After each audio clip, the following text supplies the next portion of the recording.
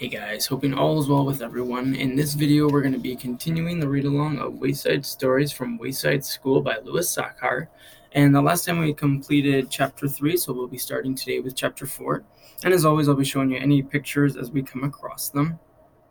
But let's jump into it. Chapter 4, Sharie. Sharie had long eyelashes. She weighed only 49 pounds. She always wore a big and blue overcoat with a hood. The overcoat weighed 35 pounds. The red part weighed 15 pounds, the blue part weighed 15 pounds, and the hood weighed 5 pounds. Her eyelashes weighed a pound and a half. She sat next to the window in Mrs. Jewell's class. She spent a lot of time just staring out the window. Mrs. Jewell didn't mind. Mrs. Jewell said that a lot of people learn best when they stare out a window. Sharie often fell asleep in class. Mrs. Jewell didn't mind that either. She said that a lot of people do their best learning when they are asleep. Sharie spent all of her time either looking out the window or sleeping. Mrs. Jewell thought she was the best student in the class. One afternoon, it was very hot. All of the windows were open, yet Sharie still wore her red and blue overcoat. The heat made her very tired. Mrs. Jewell was teaching arithmetic.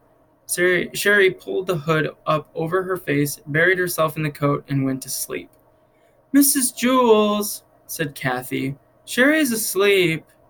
"That's good," said Mrs. Jewell. "She must be learning something." Mrs. Jewell continued with the lesson. Sharie began to snore. "Mrs. Jewell, Sharie is snoring," said Kathy. "Yes, I can hear her," said Mrs. Jewell. "She must be learning an awful lot today. I wish the rest of you could be like her." Sharie began to toss and turn. She flopped over on top of her desk and then rolled over on top of Kathy's desk. Then she rolled back the other way. Kathy screamed. Sharie rolled out the window. She was still sound asleep. As you know, Mrs. Jewell's class was on the 30th story of Wayside School, so Sharie had a long way to go. After it had fallen 10 stories, Sharie woke up. She looked around. She was confused. She wasn't in Mrs. Jewell's class, and she wasn't at home in bed. She couldn't figure out where she was. She yawned, pulled the hood back over her eyes, and went back to sleep. By the time she had fallen another 10 stories. Wayside School had an exceptionally large playground. Louis, the yard teacher, was way over on the other side when he happened to see Sharie fall out of the window. He ducked under the volleyball net, hurtled past the kickball field, hopped over the hopscotch court, climbed through the monkey bars, sped across the grass, and caught Sharie just before she hit the ground. And here's a picture of Sharie.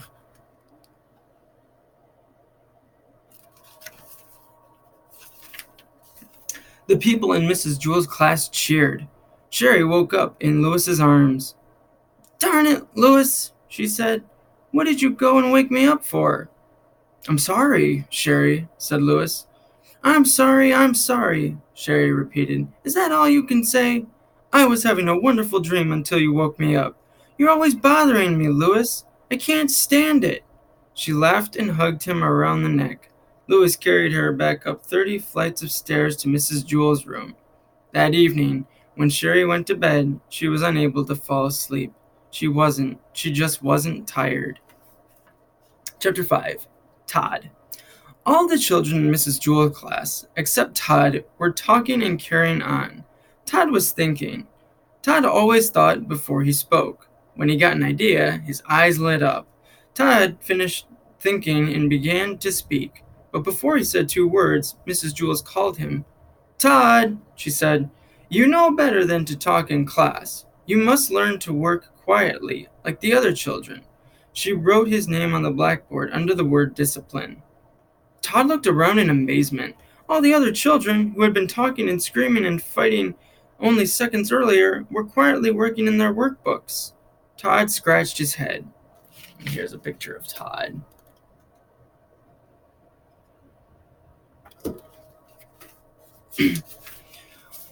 A child was given 3 chances in Mrs. Jewell's class. The first time he did something wrong, Mrs. Jewell wrote his name on the blackboard under the word discipline. The second time he did something wrong, she put a check next to his name. And the third time he did something wrong, she circled his name. Todd reached into his desk and pulled out his workbook. He had only just started on it when he felt someone tap him on the shoulder. It was Joy. "What page you on?" Joy asked. "Page 4, Todd whispered. "I'm on page 11, said Joy.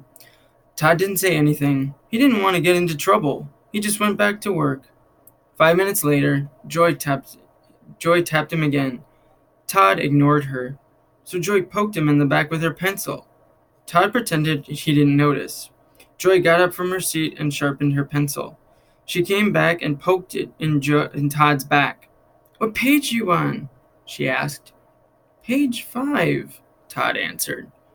"Boy, are you dumb," said Joy. "I'm on page 29. "It isn't a race," Todd whispered. 5 minutes later, Joy pulled Todd's hair and didn't let go until he turned around. "What page are you on?" she demanded. "Page 6, Todd answered as quietly as he could. "I'm on page 200, Joy shouted. Todd was very angry. "Will you please let me do work and stop bothering me?" Mrs. Jules heard him. "Todd, what did I say about talking in class?" Todd scratched his head. Mrs. Jules put a check next to Todd's name on the blackboard under the word discipline. Todd really tried to be good. He knew that if he talked one more time, Mrs. Jules would circle his name. Then he'd have to go home early, at 12 o'clock on the kindergarten bus, just as he had the day before and the day before that. In fact, there hadn't been a day since Mrs. Jules took over the class that she didn't send Todd home early. She said she did it for his own good.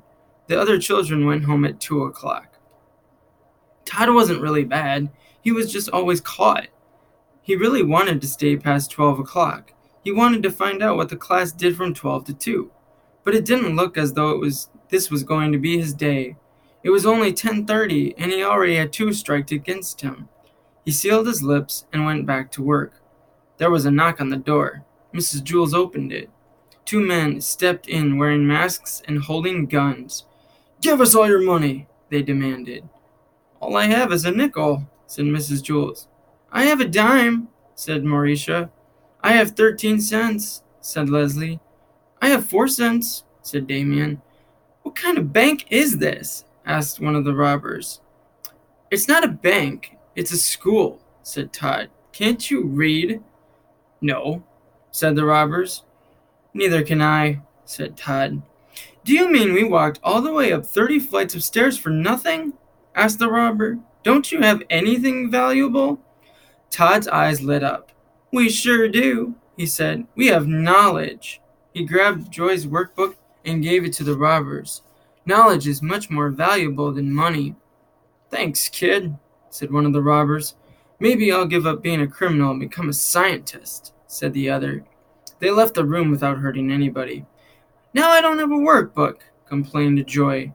Mrs. Jules gave her a new one. Joy had to start all the way back at the beginning. "Hey, Joy, what page are you on?" asked Todd. "Page 1, Joy sighed. "I'm on page 8, laughed Todd triumphantly. Mrs. Jules heard him. She circled his name. Todd had 3 strikes against him. At 12 o'clock, he left the room to go home early on the kindergarten bus. But this time when he left, he was like a star baseball player leaving the field. All the children stood up, clapped their hands, and whistled. Todd scratched his head. Chapter 6, Bebe. Bebe was a girl with short brown hair, a little Bebe nose, totally tiny toes, and big brown eyes. Her full name was Bebe Gunn. She was the fastest drawer in Mrs. Jules' class. She could draw a cat in less than 45 seconds, a dog in less than 30, and a flower in less than 8 seconds. But of course, Bebe never drew just one dog, or one cat, or one flower. Art was from 12:30 to 1:30. Why, in that time she could draw 50 cats, 100 flowers, 20 dogs, and several eggs or watermelons. It took her the same amount of time to draw a watermelon as an egg. Calvin sat next to Bebe. He didn't think he was very good at art. Why, it took him the whole period just to draw one airplane. So instead, he just helped Bebe. He was Bebe's assistant. As soon as Bebe would finish one masterpiece, Calvin would take it from her and set down a clean sheet of paper. And here is a picture of Bebe.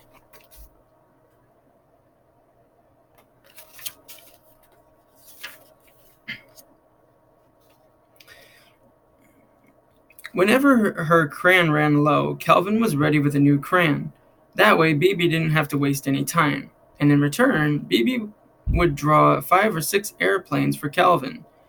It was 12:30. Time for art. Bebe was ready. On her desk was a sheet of yellow construction paper. In her hand was a green crayon. Calvin was ready. He held a stack of paper and a box of crayons. "Ready, Bebe?" said Calvin. "Ready, Calvin," said Bebe. "Okay," said Mrs. Jules. "Time for art." She had hardly finished her sentence when Bebe had already drawn a picture of a leaf. Calvin took it from her and put another piece of paper down. "Red," called Bebe. Calvin handed Bebe a red crayon. "Blue," called Bebe. He gave her a blue crayon. They were quite a pair. Their teamwork was remarkable. Bebe drew pictures as fast as Calvin could pick up the old paper and set down the new. A fish, an apple, 3 cherries, bing, bing, bing. At 1:30, Mrs. Jules announced, "Okay, class, art is over." Bebe dropped her crayon and fell over on her desk. Calvin sighed and leaned back in his chair. He could hardly move. They had broken their own old record. Bebe had drawn 378 pictures. They lie in a pile on Calvin's desk. Mrs. Jules walked by. "Calvin, did you draw all these pictures?" Calvin laughed. "No, I can't draw. Bebe drew them all." "Well, then, what did you draw?" asked Mrs. Jules. "I didn't draw anything," said Calvin. "Why not? Don't you like art?" asked Mrs. Jules. "I love art," said Calvin. "That's why I didn't draw anything." Mrs. Jules did not understand.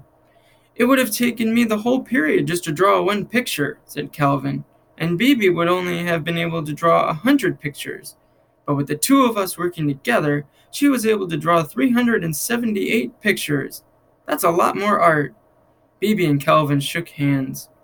"No," said Mrs. Jules. "That isn't how you measure art. It isn't how many pictures you have, but how good the pictures are. Why, a person could spend his whole life just drawing one picture of a cat. In that time, I'm sure Bebe could draw 1,000,000 cats." 2,000,000, said Bebe. Mrs. Jules continued, "But if that one picture is better than each of Bebe's 2,000,000, then that person has produced more art than Bebe." Bebe looked as if she was going to cry. She picked up all the pictures from Calvin's desk and threw them in the garbage. Then she ran from the room. "I thought her pictures were good," said Calvin. He reached into the garbage pail and took out a crumpled up picture of an airplane.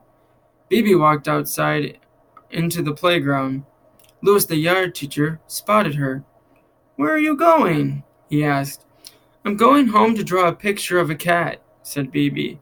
"Will you bring it to school and show it to me tomorrow?" Louis asked. "Tomorrow?" laughed Bebe. "By tomorrow, I doubt I'll even be finished with one whisker."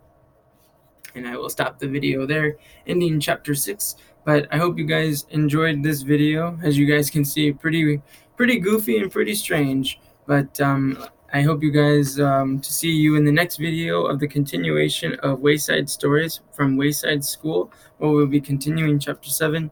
And as always, guys, thank you so much for watching, and take good care of yourselves.